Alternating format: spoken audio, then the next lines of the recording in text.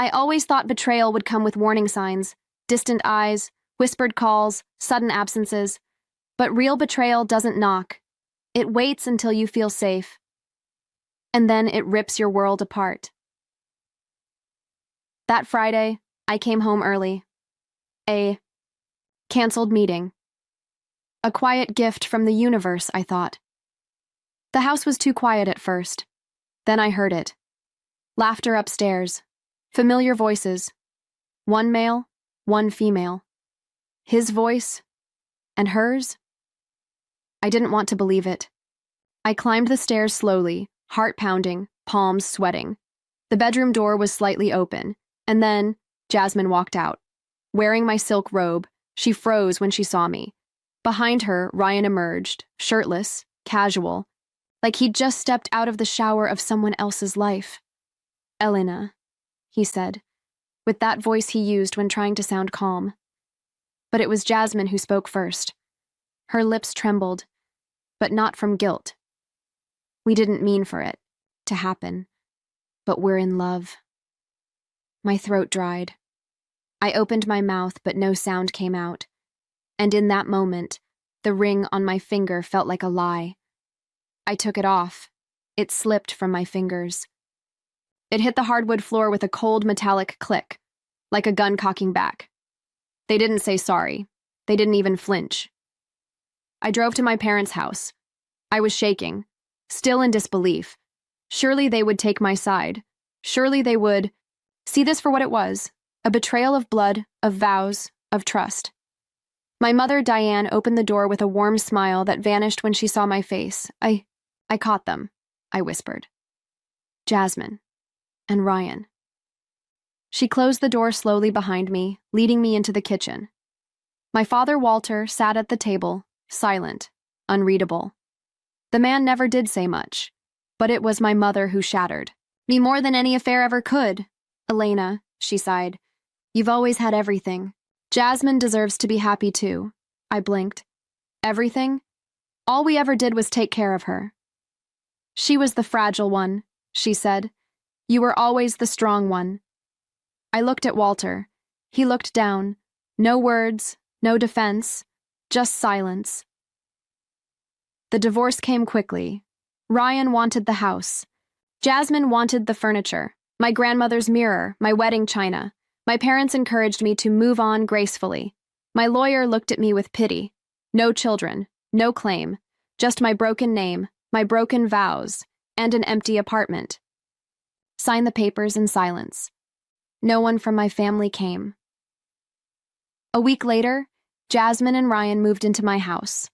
The one I had designed, the one I had paid for. They didn't just take my husband. They took my home. They took my place in the family. And no one, not even my own blood, stood up for me. But they should have known one thing. The woman they erased wasn't finished yet. I used to believe that strength meant enduring, keeping your head down, smiling through betrayal.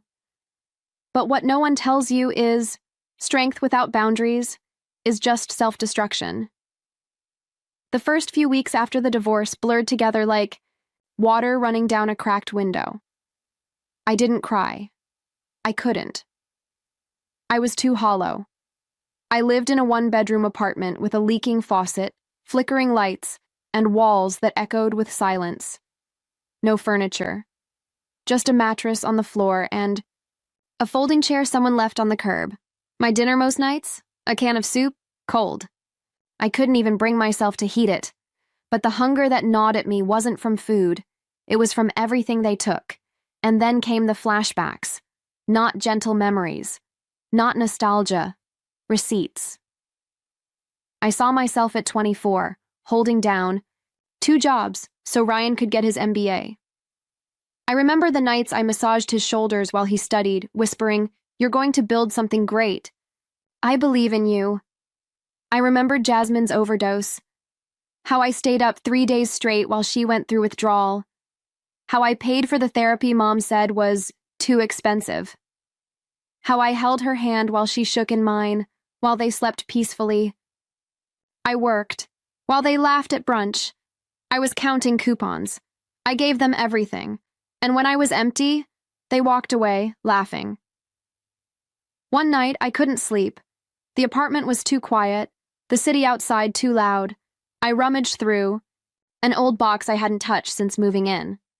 Inside, books, loose receipts, unopened mail, and at the bottom, a worn spiral notebook with a red elastic band. I opened it. My handwriting filled the pages, messy, passionate, full of hope. It was my dream business plan. Years ago, before marriage, before Jasmine's crisis, before Ryan's tuition, it was my vision, my escape plan, my legacy, forgotten. Under the weight of everyone else's dreams, I traced the words with my fingers. Online consulting, branding strategies, women-owned startups, vision, freedom, purpose, impact. I laughed, a small, cracked sound. Who was that girl? Then I looked in the mirror. Pale skin, sunken eyes, but something had returned. A flicker. I didn't recognize myself, I whispered. But this book did. I plugged in my ancient laptop.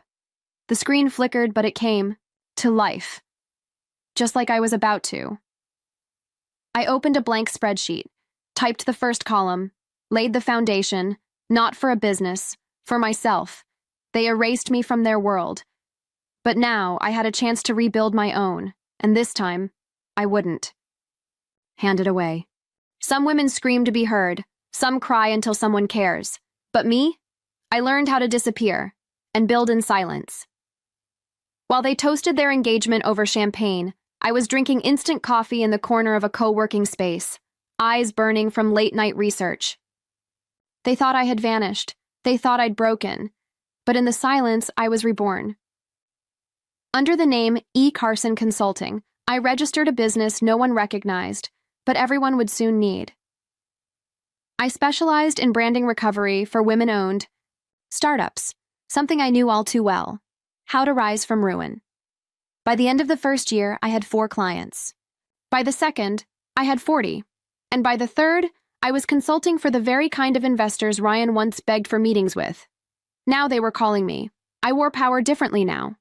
No flashy rings, no designer handbags, just confidence, clarity, control.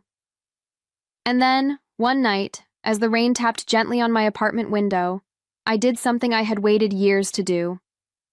I reached into the back of my closet and pulled out a shoebox.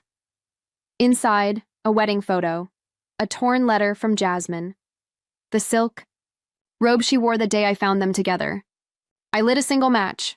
The flames danced slowly, devouring the past. I died in their story, I whispered, but I rewrote the ending. Then, I blocked them all. Every number, every social media profile, every ghost of who I used to be. There would be no more begging for love, no more crumbs of validation. I wasn't just free, I was untouchable.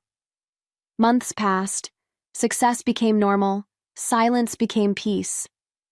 But fate wasn't done with me yet. One morning, I received an alert. Carson Hill, the family estate, was listed for private auction. Turns out Walter, my ever-silent father, had racked up more debt than pride could cover. Taxes unpaid, loans defaulted. The home they'd all chosen over me was now up for grabs. I didn't even hesitate. Through a shell company, I placed the highest bid. The paperwork arrived a week later. I opened the manila envelope, and there it was, Carson Hill, property of E. Carson LLC. I ran my fingers over the gold-lettered keychain. They were still living in the illusion of control, and now, they were about to rent the stage for their downfall. From me. Then came the email. It was from an address I didn't recognize, lharperoutlook.com, but the subject line stopped me cold. You need to hear this. Attached was an audio file, a voice recording, and a note, check the paternity. She's lying again. I clicked play. Ryan and Jasmine, laughing, talking, plotting. She probably still thinks we care. Let her rot in her little apartment. You think she'll show up at the wedding? God, I hope not. She'll ruin the aesthetic. Then a final voice entered the scene. Did you get it? A woman. She sounded familiar. I typed quickly. Lena Harper, my cousin. We hadn't spoken in years, not since my mother called her a stain on the Carson name and cut her off. I had defended her once. Lena had been like a sister, before Jasmine decided there could only be one. I emailed her back. The reply came instantly. You stood by me when no one else did. Now it's my turn. Jasmine is lying to him. About about everything? I have proof. You deserve to know. I've been waiting to return the favor. We met in a downtown cafe the next day. No cameras, no drama. Just two women who had been exiled and had survived. Together we began gathering everything. Receipts, records, copies of the audio, DNA test kits. Not for revenge, for truth, for justice, for the woman they tried to erase. Some battles are loud, explosive, violent, but the ones that leave the deepest scars are the ones where the enemy never even sees the knife until they're already bleeding. It was a Tuesday morning when the news broke. A smiling photo of Jasmine, Carson and Ryan Blake, hand in hand, on the front of a wedding blog I never subscribed to. The headline, Carson family legacy to host elegant spring wedding for heiress daughter. And the venue? Carson Hill, my childhood home, my family's estate, the one they lost, the one I now owned. I stared at the screen, my coffee untouched beside me. My lips didn't curl into a smile. Not yet, but something colder, sharper, settled into my chest. I called my lawyer. Let them rent it, I said. Let them believe they're still the center of this world. They'll pay me to humiliate themselves. The invitation arrived a week later. A mistake, I'm sure. A cruel joke, or an act of arrogance. You are cordially invited. To the wedding of the man who betrayed me and the sister who replaced me.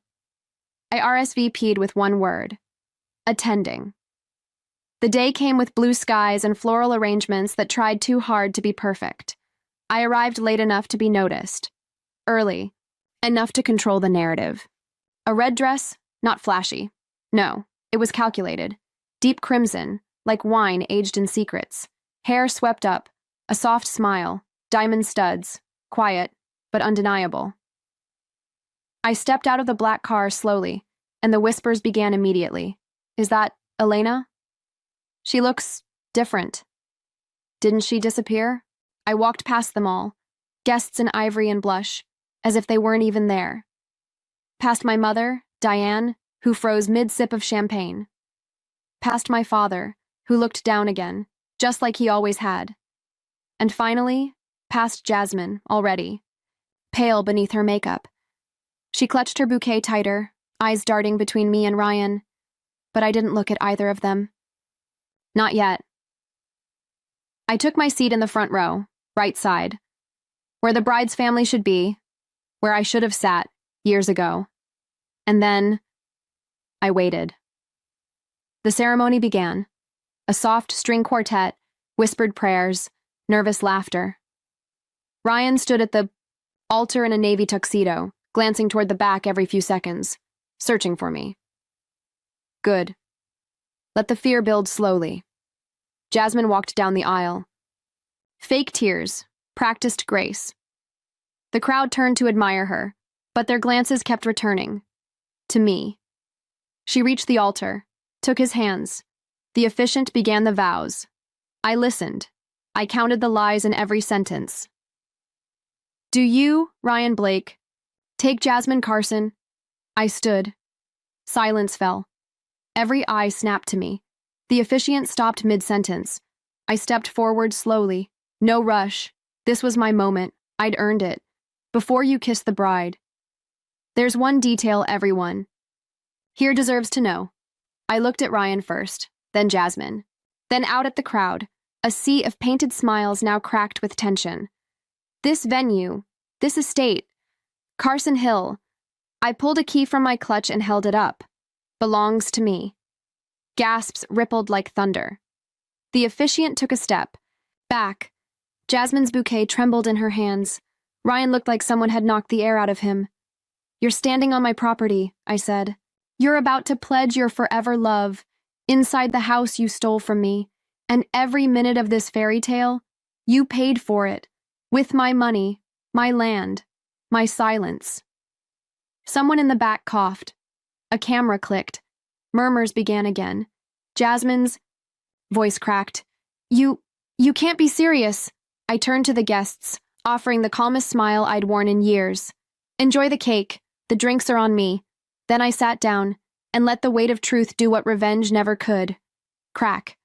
Their perfect little world in half. There's a moment, just before everything breaks, when the silence feels louder than the storm. And in that moment, the people who once thought they were untouchable finally realize who was holding the power all along. The guests hadn't recovered from the venue reveal. Jasmine's hands were shaking. Ryan's jaw was tight. But they tried to move forward like nothing had happened. Desperate smiles. Nervous laughs. I stayed seated. Silent, composed, but not finished. When the officiant hesitated again, Ryan cleared his throat. Can we just move on? I rose to my feet once more. Oh no, Ryan, we haven't even started. I pulled a small, sealed envelope from my clutch.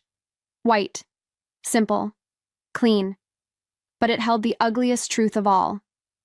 I walked toward them, slowly, deliberately, heels clicking on marble tile. I handed it to him. Open it. He frowned, tearing it open, in front of everyone. His eyes scanned the paper, and then widened. What the hell is this? A paternity test, I said. You know, for the baby Jasmine's been using to keep you in line. The crowd gasped. Jasmine's face drained of all color. Elena, stop. It's not his Jasmine, and you know it. Ryan's hands trembled now. You told me, she lied, like she always has. Someone in the back of the room actually dropped their champagne flute, and still, I wasn't done. From the side of the room, a speaker popped softly, then crackled to life. It was Lena. She stood by the sound system, one hand holding her phone, the other gripping the cable. Play it, I said. Lena gave me a nod. And then the audio began, Jasmine's voice clear as day. She was so pathetic, crying after the divorce. I almost felt bad. But then I remembered she brought it on herself. Ryan's laughter followed. She'll never recover. She was always just average. We're the real power couple now. More laughter, more cruelty. Every word sliced through, the room like a blade. The guests turned toward the couple in stunned silence. One woman shook her head. A man in a suit whispered, "Isn't he launching a business this quarter?" I stepped forward again. Let's be honest, I said, my voice low but steady. You didn't just betray me. You humiliated me, mocked me, lied about me, and now you get to do it publicly. With background music. Climax. Ryan ripped off his boutonniere and threw it to the ground. This is a setup. You planned this whole thing. I looked him in the eyes, not angry, not bitter, just done. No. Ryan, you planned it. I just cleaned up the mess. That's when the unraveling began. One by one, the guests began standing. Some stormed out. Others whispered harshly to Jasmine's parents. One investor, I recognized him from a Forbes article, approached Ryan, shook his head, and said, "We'll be pulling the deal. This isn't the kind of press we invest in." Diane tried to stop him, stepping forward like a woman grasping at a dream. Wait. Please, she's exaggerating. But it was Walter, the man who had never said a word when I was discarded, who finally spoke. His voice was heavy, quiet, but it landed like thunder. What have you done, Jasmine? Jasmine turned toward him in disbelief. Daddy? But Walter simply walked away. Public reversal, number 2. The crowd had turned. Not on me. On them. Security approached from the hallway. I'd arranged it in advance. Not to remove anyone, just in case things got chaotic. I nodded to the head of staff. Kindly assist the couple in exiting the premises. They're no longer welcome. Ryan tried to argue, but no one was listening anymore. Not even Jasmine, who looked like she was on the edge of fainting. As they were escorted out, dazed, disgraced, discarded, I turned one last time, not to speak, just to watch. Watch as the house they once called theirs became a stage for their downfall. Watch as the guests who once whispered about my shame now whispered about theirs. And then, I walked out. Not rushed, not angry, not triumphant, just free. Because revenge was never the goal. Truth was. The morning after the wedding wasn't loud, no reporters, no headlines, just the quiet hum of a city that didn't know it had witnessed a reckoning. I sat on the rooftop of my penthouse, the one they said I'd never afford. The air was still. The coffee warm in my hands. Sunlight crept slowly across the skyline, like a soft promise. Around me, everything was mine. The plants in the rooftop garden, the silence, the peace. I didn't need applause, or revenge, or for anyone to say, "You were right," because I knew I had survived the fire and built a home from the ashes. They thought they broke me, I whispered, but I was never the fragile one. I was the foundation. And now I don't build for their approval, or their comfort, or their expectations.